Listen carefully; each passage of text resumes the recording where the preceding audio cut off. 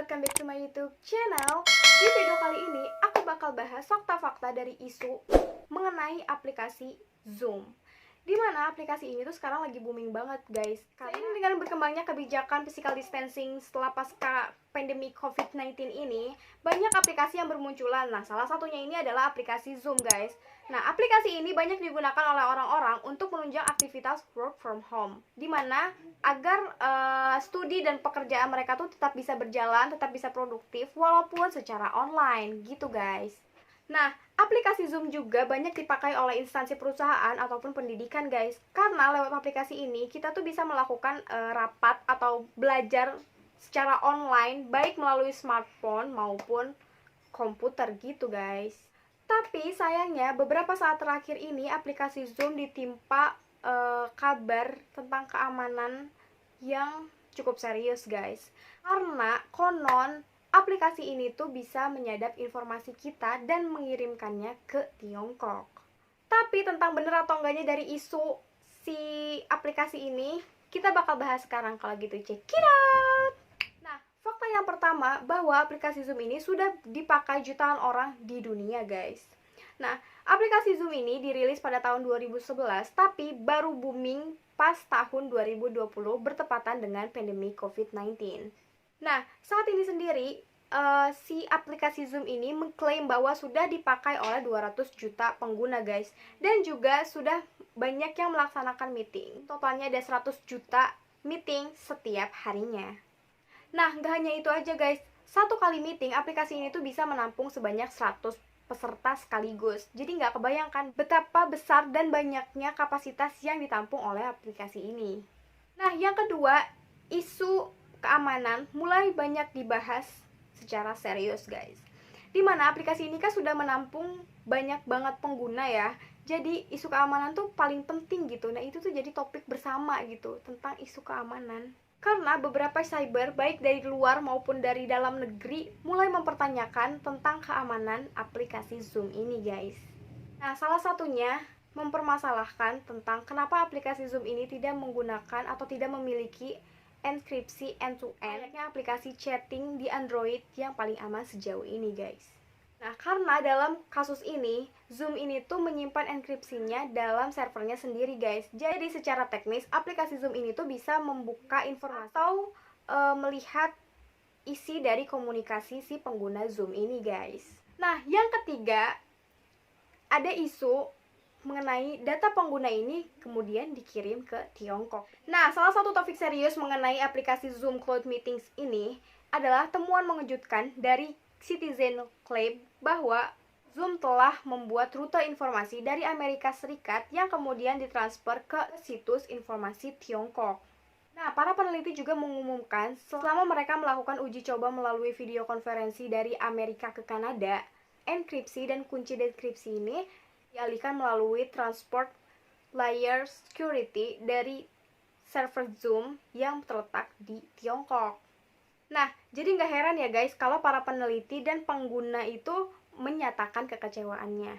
Di sini juga ada Eric S. Yuan, di mana dia itu sebagai CEO dari Zoom ini mengatakan bahwa hal tersebut itu bukanlah hal yang normal dan hal ini juga merupakan pengaruh dari penggunaan server yang tinggi. Jadi nggak heran lah gitu kalau misalkan kita tuh pada takut gitu kan data kita diambil sama orang, karena emang sistem keamanannya tuh yang kurang dan juga katanya tuh ini karena penggunaannya yang tinggi. Bisa jadi sih karena kan digunakan oleh 200 juta orang. Bayangkan. Nah, para peneliti Trend Micro juga menemukan bahwa aplikasi Zoom ini ditunggangi oleh malware berbahaya yang bisa saja masuk dan mencuri informasi si pengguna kayak gitu.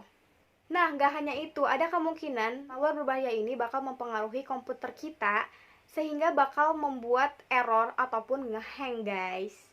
Iya sih, jadi gue juga kan pengguna dari aplikasi Zoom ini ya guys. Nah, ada beberapa orang yang nggak bisa masuk ke aplikasi ini guys. Padahal tuh ya ID sama passwordnya tuh udah bener banget gitu. Tapi kayak lebih ke error. Mungkin kayak gitu kali ya. Ya nggak sih?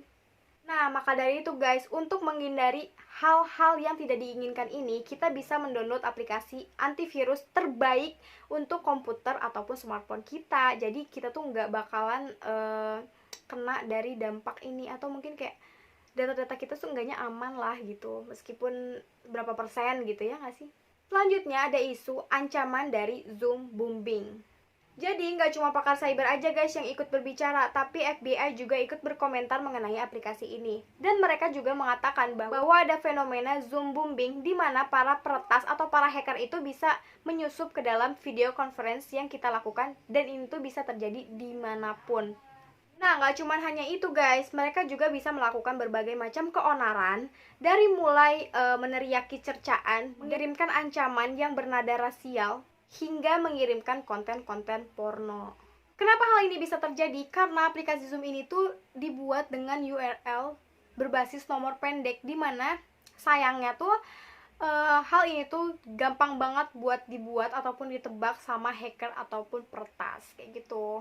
Nah, yang keenam ada bocornya video conference ke sosial media.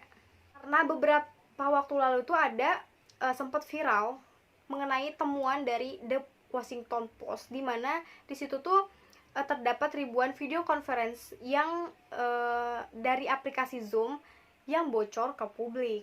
Karena video-video yang seharusnya rahasia kayak terapi online, rapat perusahaan, ataupun percakapan secara pribadi ini tuh bocor gitu kan, dan bisa dilihat bebas di platform video streaming seperti Vimeo ataupun YouTube kayak gitu.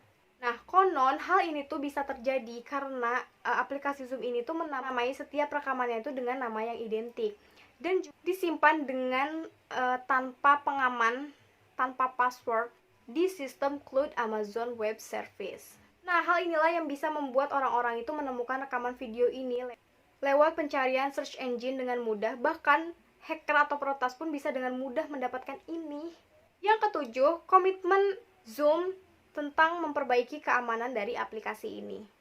Nah, berbagai macam keluhan yang diungkapkan dari berbagai pihak membuat platform Zoom ini tuh menyadari kesalahannya guys. Nah, dalam jumpa persnya dengan media, CEO Zoom yaitu Eric S. Yuan ini mengatakan bahwa dia itu berkomitmen untuk bekerja sama sekaligus memperbaiki sistem keamanan Zoom demi kepuasan pelayanan yang lebih prima. Nah, nggak cuma itu aja guys, CEO Zoom ini juga sudah mengemukakan keputusan bahwa selama 90 hari ke depan, semua rencana pengembangan aplikasi Zoom bakal dialihkan sepenuhnya untuk memperbaiki sistem keamanannya secara maksimal. Nah, dari sini tuh semoga isu-isu dari keluhan dari aplikasi Zoom ini tuh bisa segera terselesaikan ya guys. Jadi kita itu yang emang lagi butuh banget nih aplikasi ini tuh bisa tetap menggunakannya tanpa khawatir tentang keamanannya kayak gitu guys. Oke, thanks banget buat kalian yang udah nonton video ini. Jangan lupa aku ingetin ke kalian untuk terus like, comment, and subscribe.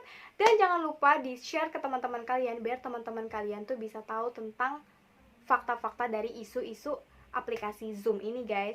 Oke, kalau gitu thanks for watching my video and